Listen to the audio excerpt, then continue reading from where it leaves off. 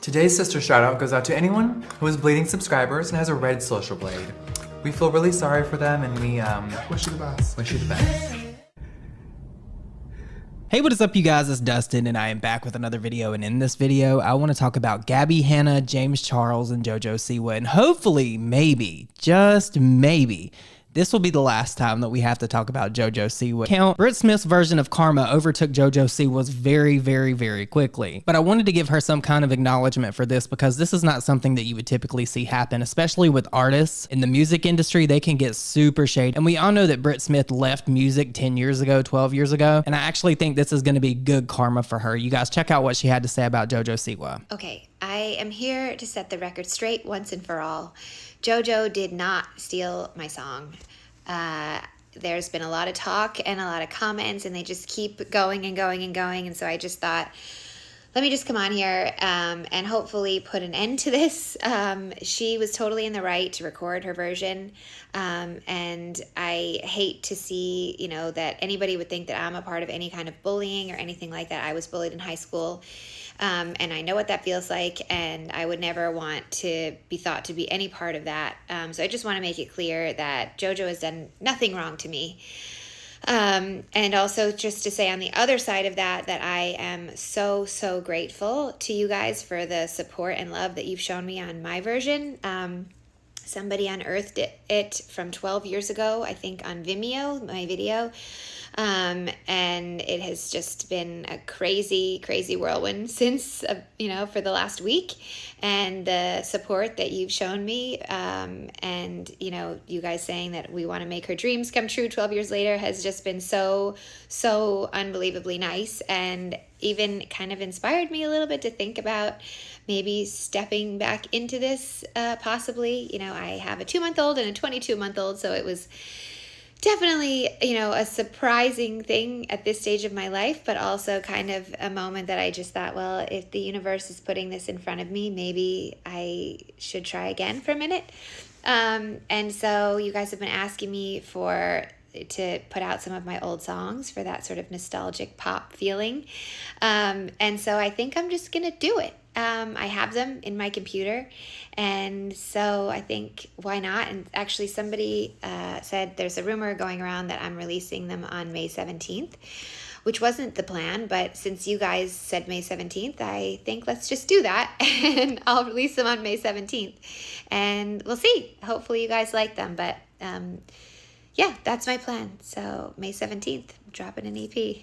Who would have thought? Now, if this isn't a breath of fresh air, I don't really know what one little thing could make. So you guys check out what Gabbie Hanna had to say about JoJo Siwa's song Karma. There's a relatively high likelihood that I'm going to delete this because I've made a promise to myself that I'm not going to like ever make content about other people. That being said, I want to talk about this person's song because as an artist,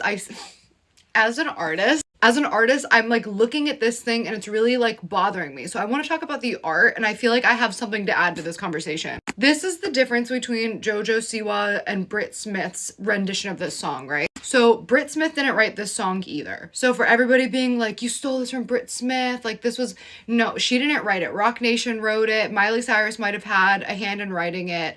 I heard somewhere that she removed her writing credit before it was given to JoJo. So I don't know. But the way that Britt Smith sang it was a song of remorse. Like, you hear that, like, karma's a bitch. I should have known better. Like, when I see a pic with you and her, I feel the knife twist. Karma's a bitch, and you're with her right now. Like, it's sad. But when JoJo performs it, she's performing it like, karma's a bitch.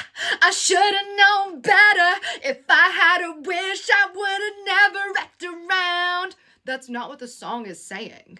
Like, when you look at the lyrics of the song, it's like a song of devastation and regret, but she's singing it with a smile and like energy as if it's like a very just like poppy kids bop vibe. I'm just saying, it really is very kids boppy. It's also the performance of like when you hear Britt Smith, she says, karma's a bitch. I should have known better. Like, she's trying to give it like a little bit of like movement, whereas JoJo's is karma's a bitch. I should have known better. If I had a wish, I would have never left around. That's the last thing I want to say. The effed around line, as iconic as it's become accidentally, and I really don't think that that was JoJo's intention. I think that she genuinely felt that saying effed sounded more mature and edgy than saying messed, but it made this song sound so much more immature than if she would have just let it say mess. When I first heard the song, assuming that somebody wrote it for JoJo, I was like, I can't believe a songwriter in that room wouldn't have swapped out effed for messed. Like, if she's trying to say effed, because there's no adult songwriter who is writing the word effed into a track. If JoJo really wants to say effed here, let's suggest messed, because it has the same assonance, right? All that shows is you don't feel comfortable swearing yet. And I'm all for not swearing. I censored my entire last album that I put out. I will not put swear words into my future music. I also don't think that I'm on board with it. But effed?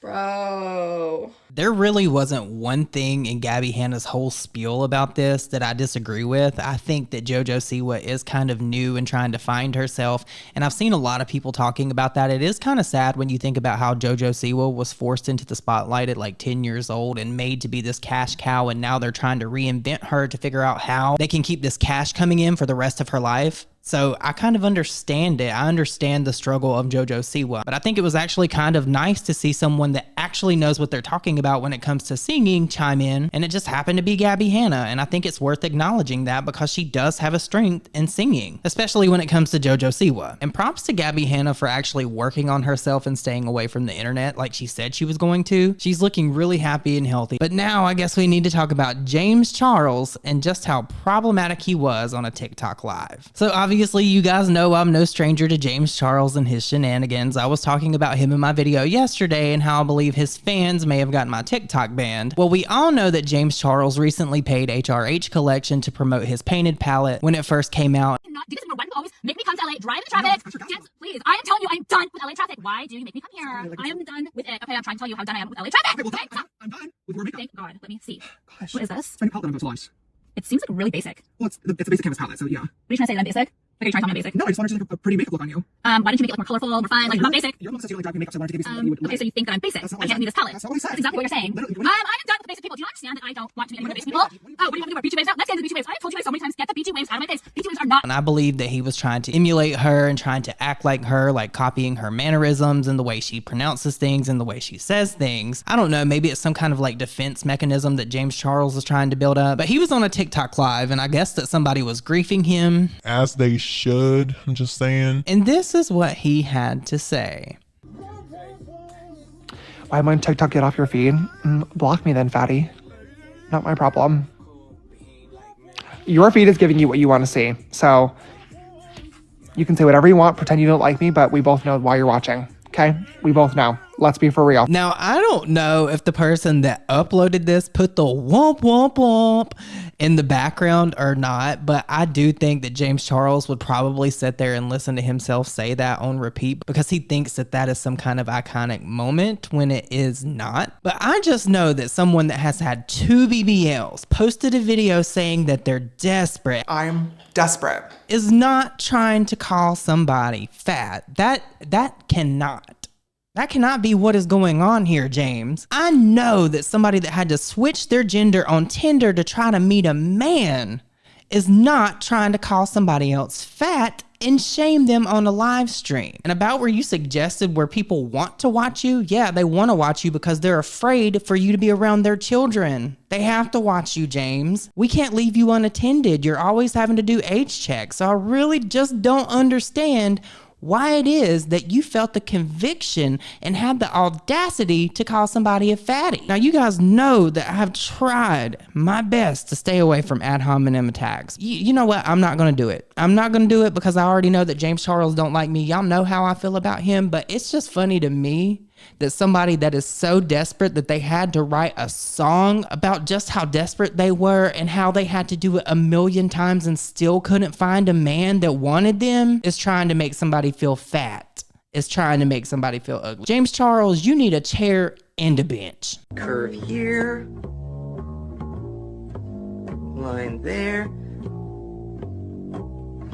for legs, and we have chair. But you guys, I want to know what you all think about this. What do you think about Britt Smith standing up for JoJo Siwa? And what do you guys think about Gabbie Hanna coming on here and giving her feedback about karma from JoJo Siwa? I think she was spot on. Also, please don't forget to leave me your thoughts and opinions about James Charles and this latest misstep. He had all the audacity in the world with that one. If you guys enjoyed this video, please don't forget to like it. If you made it this far in the video, leave me the clown emoji. We always come back to the clown emoji when it comes to James Charles. It's that hair, I swear. But with that said, you guys, I hope you all have an amazing day, and I will see you all in my next video. Bye, guys.